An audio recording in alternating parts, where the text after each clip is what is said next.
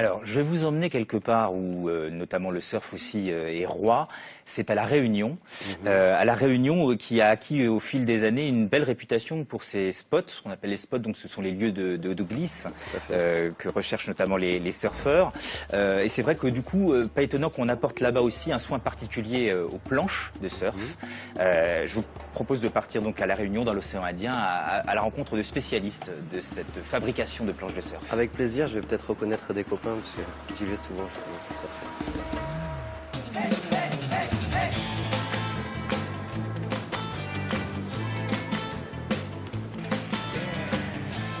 Ah, Mickey Rat.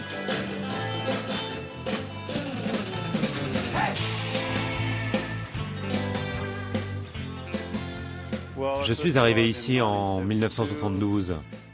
Je me suis promené sur l'île et j'ai été impressionné par la gentillesse des gens, par la beauté de l'île et par-dessus tout, toutes ces vagues magnifiques sans aucun surfeur dessus. C'est un endroit si magnifique, l'eau est tellement propre. La plupart des spots pour surfer sont accessibles et donc beaucoup d'Européens viennent ici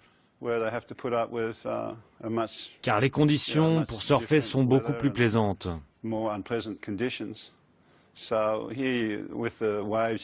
Ici, on peut surfer toute l'année. Donc les gens finissent par s'installer définitivement à La Réunion.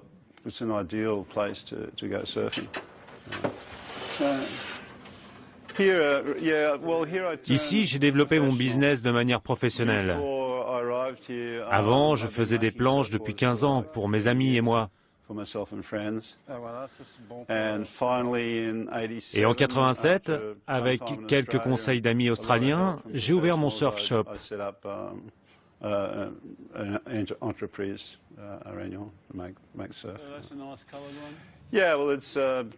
Ce sont des planches standards qui peuvent convenir à différents surfeurs.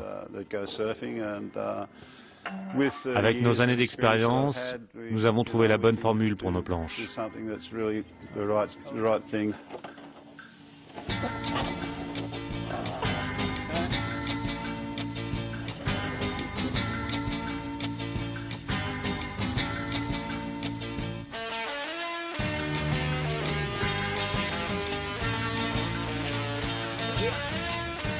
Alors ici, on est dans un atelier de fabrication de planches de surf. Et là, on est dans la salle de shape. On fait la forme de la planche, la base. Quand on fabrique une planche de surf, il y a 3 étapes. Ça, c'est la première étape, la forme. Après, il y a la plastification. Et à la fin, il y a un ponçage final pour faire briller, pour faire joli.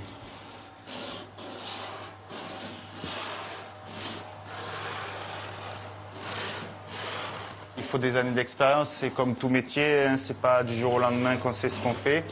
Et déjà, il faut que quelqu'un nous ait appris pour qu'on ne soit pas perdu et qu'on aille déjà quelque part. Ça fait une vingtaine d'années que je fabrique des planches. Ça se joue au millimètre, alors une erreur d'1 millimètre peut faire une mauvaise planche. Donc, ouais, c'est tout au feeling. Avec des années d'expérience. Oh, moi, je fabrique à peu près 150 planches par an. C'est pas beaucoup. Il y a des entreprises qui fabriquent 150 planches par semaine. Non, nous, c'est un petit marché ici à La Réunion. C'est un très petit marché. En partie parce que l'île est petite. Et puis, on a un problème de requins ici à La Réunion. Alors, voilà, c'est difficile. Et voilà le produit fini. On est parti d'un gros truc comme ça pour arriver à un truc comme ça.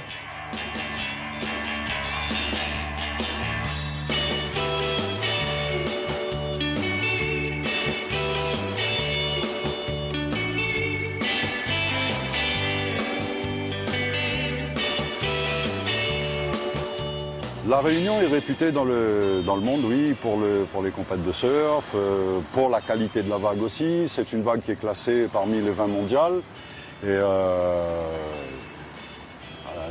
moi, j'en suis content. Moi, je suis fier de cette vague, je suis content de la surfer. Il y a quelque chose en commun entre elle et moi, quoi. Il y a des gens du monde entier, de partout, qui passent à La Réunion pour surfer spécifiquement Saint-Leu. Tout le monde veut y mettre un point d'honneur, à la surfer ou à l'affronter. Et bon, voilà, maintenant on voit passer de tout aussi, hein. Il y a des pros, il y a des moins pros, et il y a des pas pros du tout.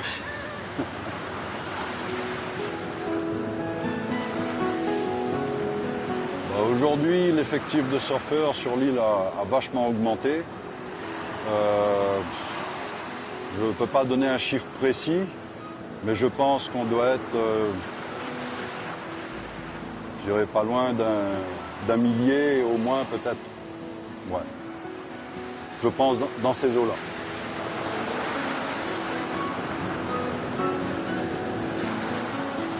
Moi, malgré les requins, je continue à surfer parce que ça n'a rien changé dans mon état d'esprit concernant le problème, dans la mesure où j'ai toujours été conscient que le requin existait, que le risque que le requin était omniprésent, mais il y a d'autres risques aussi à évaluer dans le surf, et il n'y a pas que dans le surf, je pense que dans la vie de tous les jours, il y a aussi beaucoup de risques à prendre.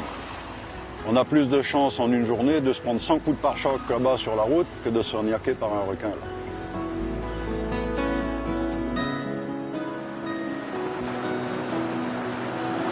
Ça me touche parce que je les connais.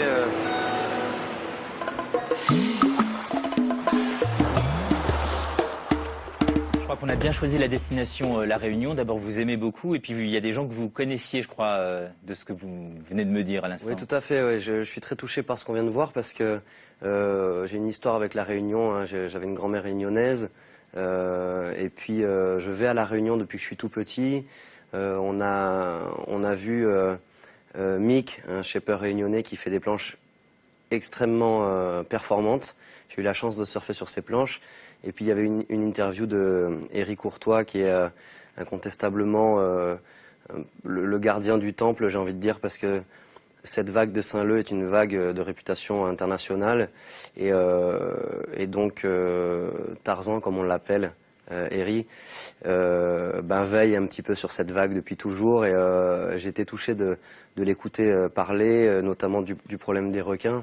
Oui, c'est un problème qui vous touche aussi beaucoup. Quand vous surfiez, il y avait déjà ces risques-là? Oui, il y a toujours eu, comme il l'a très bien expliqué, il y a toujours eu ce facteur risque du requin à La Réunion, en sachant qu'il y a des heures où il vaut mieux pas surfer à la tombée de la nuit, ou alors lorsqu'il a beaucoup plu et que les ravines se déversent dans la mer, l'eau est moins propre, et donc c'est un facteur qui favorise les attaques de requins.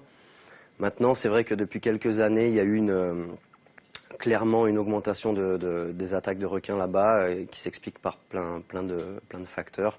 Ils sont en train d'essayer de trouver des solutions, et j'espère vraiment pour le surf réunionnais qu'ils vont trouver des solutions à ce problème. Voilà.